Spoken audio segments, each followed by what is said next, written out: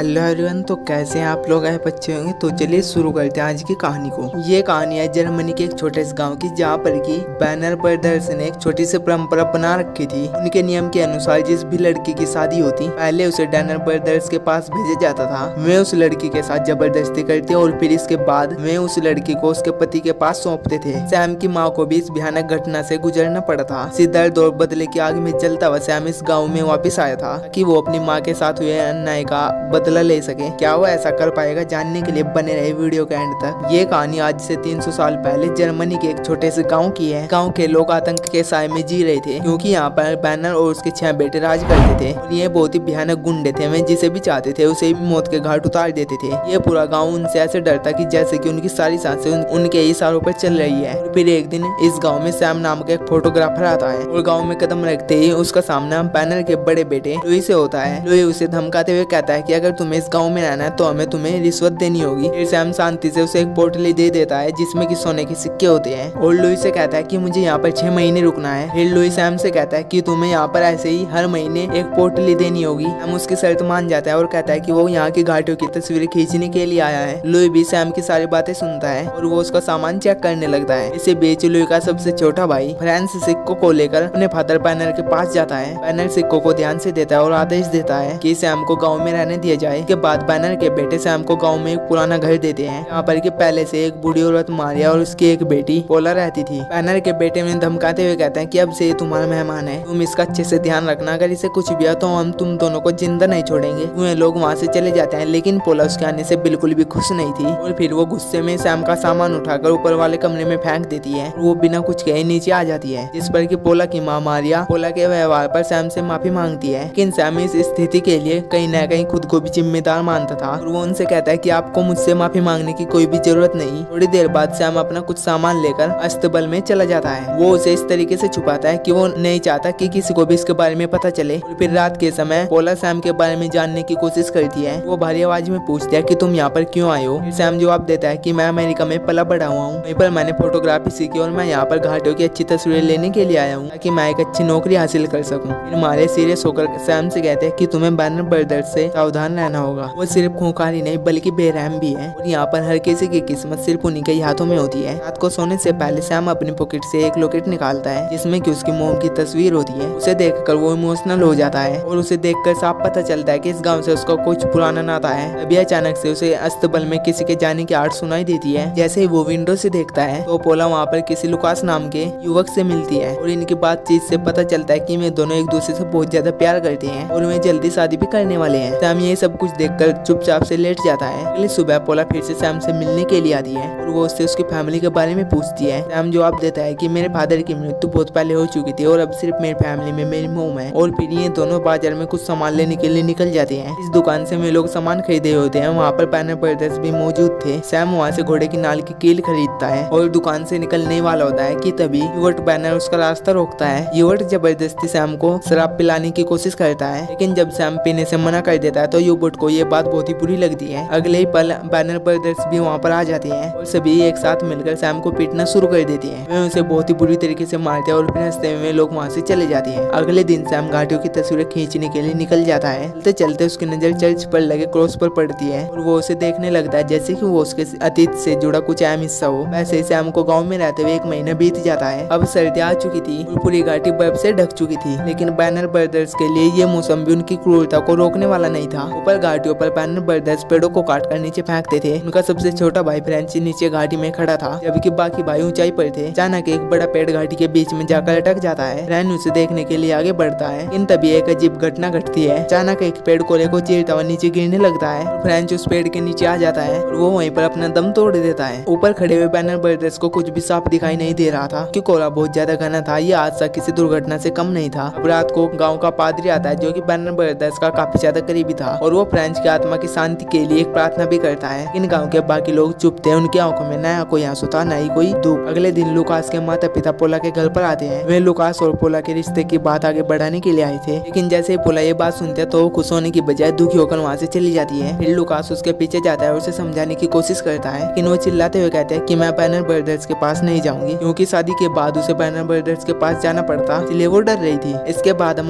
Banner को जंगल में शिकार करते हुए देखते हैं। वो एक हिरन का शिकार करता है, लेकिन जैसे वो आगे बढ़ता है तभी एक जोरदार लकड़ी उसके चेहरे पर लगती है। उस लकड़ी में घोड़े की नाल की कीलें लगी हुई थी, जो कि सीधा ही उसकी आंखों में लग जाती है। डर के मारे उनाटो काफी जोर से चीखने लगता है, लेकिन उसे कुछ भी दिखाई नहीं देता। घबराते हुए और लड़खड़ाते हुए वह एक पहाड़ी से नीचे गिर जाता है। मौके पर ही उसकी मौत हो जाती है। दूसरी तरफ बैनर ब्रदर्स अपने भाई ओनेटो को ढूंढने के लिए जाते हैं। इस दौरान सैम पोला से मिलने के लिए आता है। उसे चेतावनी देता है कि तुम्हें बैनर ब्रदर्स से सावधान रहना होगा। के बाद कुछ खाना लेकर सैम जंगल की ओर निकल जाता है, लेकिन इस बार वो अस्तबल से अपनी दोनाली बंदूक भी अपने साथ लेकर जाता है। उसकी आंखों में एक अजीब सी चमक थी। अब शाम को बैनर ब्रदर्स को ओनेटो की लाश मिल जाती है और अब उनका गुस्सा सातवें आसमान पर था। जब ये लोग ओनेटो को गौर से देखते हैं तब उसकी आंखों के अंदर घुसे वही घोड़े की नाल की कीलें मिलती है और अब उन्हें सब कुछ समझ में आ गया था। मारने वाला और कोई नहीं बल्कि सैम ही था। ये लोग सैम को ढूंढने के लिए निकल जाते हैं और पुला के घर पर चले जाते हैं, लेकिन सैम तो पहले से ही जंगल जा चुका था। कुछ दिन बीत जाते हैं और फिर लुकास और पोला का शादी का दिन आता है। अब पूरा गांव चर्च में इकट्ठा था, लेकिन पोला की आंखों में खुशी की जगह गहरा डर और उदासी थी, क्योंकि वो जानती थी इस शादी के बाद उसके साथ क्या होगा। और बैनर ब्रदर्स भी उसका बड़ी बेसब्री से इंतजार कर रहे थे और चर्च के बाहर सैम भी खड़ा हुआ था जैसे ही शादी खत्म होती है। बैनर ब्रदर्स चर्च से बाहर निकलते हैं। सैम तुरंत ही चर्च के अंदर चले जाता है। वो सीधा पादरी के पास जाता है और कहता है कि मुझे कन्फेशन करना है। पादरी ये सुनकर काफी हैरान हो जाता है। अब सैम कहता है कि मैं तुम्हें 2 हत्याओं के बारे में बताना चाहता हूँ। मैंने दोनों बैनर ब्रदर्स को मारा। ये सुनते ही पादरी का चेहरा सफेद पड़ जाता है। सैम उसके एक्सप्लेनेशन को अनदेखा करते हुए अपना लॉकेट निकालते हुए उसके सामने रख देता है। पादरी उस लॉकेट को उठाता है और लॉकेट को खोलता है तो उसमें सैम की माँ की तस्वीर होती है। देख की यादें उसकी आंखों के सामने धुंधली हो जाती है। सालों पहले पादरी और बैनर ब्रदर्स ने मिलकर चर्च के अंदर एक घिनौना अपराध किया था। सैम की माँ की शादी के बाद उसके पिता ने उसे बैनर ब्रदर्स के पास भेजने से मना कर दिया था, जिससे कि बैनर ब्रदर्स ने अपनी तौहीन समझा। उन्होंने सैम के पिता को पकड़ लिया और सभी के सामने सूली पर लटका दिया। उसी रात पादरी ने बैनर ब्रदर्स के साथ मिलकर सैम की माँ के साथ बहुत ही गलत किया। लेकिन जब बैनर ब्रदर्स सैम की माँ को मारने के लिए जा रहे थे तब वो घोड़े पर सवार होकर वहाँ से भाग निकली थी। अब पादरी घबराते हुए लॉकेट को नीचे गिरा देता है और सैम को देखने लगता है। सैम की आंखों में गुस्सा और बदले की आग थी। पादरी उससे कुछ कहने वाला था, लेकिन तभी सैम ने अपनी बंदूक निकाली, पादरी को मार डाला। शादी की रात पूरे गांव में जश्न का माहौल था। बैनर ब्रदर्स भी वहाँ पर आ जाते हैं और पोला का हाथ पकड़कर उसे जबरदस्ती डांस करने के लिए लाते हैं। पोला की आंखों से आंसू बहने लगते हैं, लेकिन कोई भी उसकी मदद नहीं करता। जब लुकास अपनी मंगेतर को बचाने के लिए आगे बढ़ता है तभी बैनर ब्रदर्स उसे बहुत ही बुरी तरीके से पीट देते हैं। उन्हें जबरदस्ती पोला को पकड़कर अपने साथ ले जाने लगती हैं। जंगल के रास्ते में अब उन्हें सैम मिलता है, जिसके हाथ में बंदूक थी। वो सीधा बंदूक लुइस बैनर के माथे पर तान कर बोलता है कि तुम पोला को छोड़ दो। अब लुइस के पास और कोई चारा नहीं था और पोला को छोड़ देता है। और फिर सैम उन चारों भाइयों से कहता है कि अगर तुम मर दो तो तुम कल सुबह जंगल में आना, हम सब मिलकर वहीं पर फैसला करेंगे। बैनर ब्रदर्स सैम की इस चुनौती को स्वीकार कर लेते हैं। सैम पोला को वापस लुकास के पास छोड़ देता है और बिना कुछ कहे अंधेरे में गायब हो जाता है। दूसरी तरफ बैनर ब्रदर्स रात को अपनी बंदूकें साफ करने लगते हैं। इसी बीच सैम रात को गाँव के पुराने दंपति के पास पहुँचता है। जैसे उन्होंने दरवाजा खोला उनके चेहरे का रंग उड़ गया। हमने सिक्कों से बड़ी थैली निकाली और उसे खाने के लिए कहा, क्योंकि यही वे लोग थे जिन्होंने लालच में आकर बैनर ब्रदर्स की मदद की थी। लेकिन सैम उनकी उम्र का इलाज करके उन्हें माफ कर देता है। बैनर ब्रदर्स अपने घोड़ों पर सवार होकर जंगल में दाखिल हो जाते हैं। दूसरी ओर सैम एक पुरानी झोपड़ी में सो रहा था, तभी घोड़े के पैरों की आवाज उसके पास आ रही थी और बैनर ब्रदर्स ने अचानक से झोपड़ी पर हमला कर दिया और पूरे जंगल में गोलियों की आवाज फैल गई। बैनर ब्रदर्स को लगा कि सैम मर चुका है, लेकिन तभी सैम अंधेर से निकला और एक गोली चलाई। गोली उबट के सीने को चीरते हुए पार हो गई। ये देखते हुए तीनों भाई सैम गए और पेड़ों के पीछे छिपने लगे। अभी सैम दूसरी गोली चलाता है जो कि रुडोल के पैर में लगती है। सिर्फ 2 भाई बचे थे और इस तरीके से गोली चलाते हुए चारों भाई जख्मी हो चुके थे। अब बैनर ब्रदर्स का अंत हो चुका था, लेकिन ये लड़ाई अभी भी खत्म नहीं हुई थी। अब बारी थी बैनर ब्रदर्स के पिता की। सैम सीधा उनके घर पर चला जाता है, लेकिन सैम को अंदाजा नहीं था कि